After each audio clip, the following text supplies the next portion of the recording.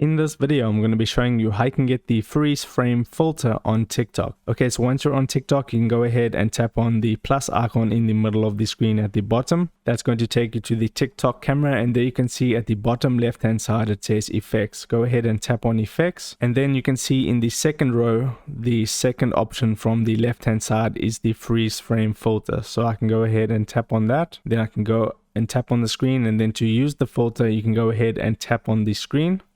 And then it will create a freeze frame from when you tapped with the bad song applied in the sounds. Now I have it on mute for copyright reasons, but that would be how you get the freeze frame filter. And if for some reason you're not seeing it from within that effects page, you can go back, tap on the discover option, and then in the search bar you can just simply type freeze frame, hit search, then the effect should pop up. You can go ahead and tap on it. It'll show you a whole bunch of videos and how to do it. So if I go ahead and tap on this one, it's going to show you a cool way of how you can use the freeze frame filter.